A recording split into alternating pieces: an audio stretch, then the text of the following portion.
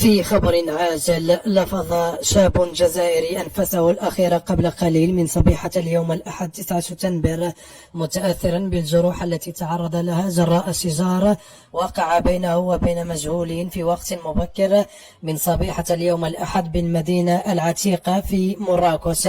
وحسب المعطيات الأولية التي توصلت بها قناتنا أو صفحتنا من صحيفة مراكش 24، فإن الضحية الجزائري حل بحي رياض الموخى المتاخم لساحة جمع الفنا مسرعا رفقة مواطن جزائري آخر على متن سيارة خفيفة في حدود 5 صباحا، وكان يبدوان أنهما مطاردين من طرف مجهولين على متن 3 سيارات مرقمة بالخارج.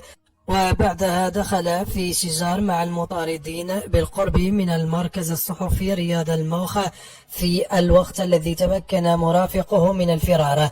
وقد تعرض الضحية الجزائري إثر ذلك لإصابات وجروح متفاوتة الخطورة قبل أن يلوذ الجناة بدورهم بالفرار، فيما تمكن الشاب الجزائري الآخر من توقيف سيارة أجرة والانتقال إلى إحدى المصحات الخاصة، إلا أنه لفظ أنفاسه الأخيرة بعد الوصول إليها بلحظات.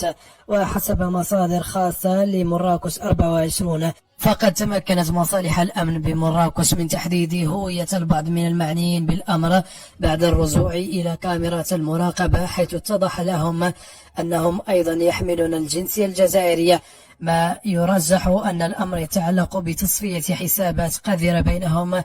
ويجري حاليا البحث من طرف مصالح الأمن، وذلك للوصول إليهم في أقرب الآجال.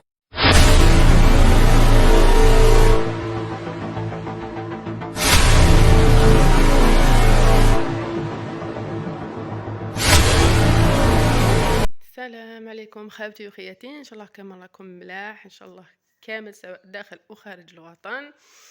بون جيت نحكي في الحكايه هذه انا سمعناها البارح تاع ما قعدت باش نديركم فيديو الشاب الجزائري الذي قتل في مراكش. ديجا اسكو صح ماشي صح، مازال ما كاش اخبار رسميه. سما ماذا بيا سيل تو بلي الشعب يستنى، ما يتقلقش، مازال ما كاش مصادر رسميه قالت باللي صح كاين منها، سواء من الدولة الجزائرية سواء شوية تاع الجزائريين اللي راهم مقيمين في المروك ولا راحوا سياحة للمروك، مازال ما فهمتش بوركو علاه. بغاف دونك ما تنساقوش وراء الاخبار، يمكن يكون خبر كاذب، يمكن يكون برك من اجل البلبله، من اجل الفتنه. وما تنساوش باللي المراركه اصلا ماشي هما مساكنين يحكموا في بلادهم، ومروك ضعيف اكثر مما انه يدنا الجزائري شغل على بالهم شي يصرى لهم. دونك عارفين بلي عندهم الموسات، عندهم بني سوس، عندهم لي فرونسي، عندهم فهمتوا. سما سيل تو بلي ماشي اي خبر يخرج تامنوا قبل ما تتاكدوا، وما تتقلقوش، ما تقلقوش. لازم احنا نكونوا شتو كيما البيان تاع وزاره الدفاع الوطني، شو تاع ما على بالهمش كاع بيهم، ماشي سامحين كاع بيهم. باين خرج ديريكت قال لك لينا ديريكت، بالك السوشيال ميديا ما يخلوكمش زعما تكونوا ضد الجيش الوطني، وهذه عمرها ما تصرى. الشعب عمره ما يكون ضد الجيش، بس الحاجه اللي ما يحبوش يفهموها في العالم كاع ماشي غير في المروك، ان الجيش الشعب الوطني اسمه جيش شعبي وطني، اسمه في كل دار كاين وليد الجيش. سمو مستحيل ندوروا على الجيش، حنا هما الجيش سبحان الله. الجزائر والجيش يد واحده. اما حكايه جو سي با ثاني حبوا يديروا بالباله تاع الجزائريين مخرجين في مظاهرات على جال تبون، ما كاش كاع منها. احنا الشعب رانا حابين رئيسنا ومامنين بقراراته. في التطبيق صح كاين مازال كاين ناس ما يستخدم، مازال كاين ناس فاسدين، وان شاء الله يطيروا باذن الله وبقدرتنا وباراده الشعب. الشعب ثم الشعب ثم الشعب، دائما نعاودوا نقول العمل ثم العمل ثم العمل. نخدموا بلادنا وان شاء الله بلادنا تولي الفوق الفوق الفوق. دونك ما كاش خبر رسمي خاوتي وخياتي. الا كاين اي حاجه رسميه نحطها انا اكيد ما حش نقصر.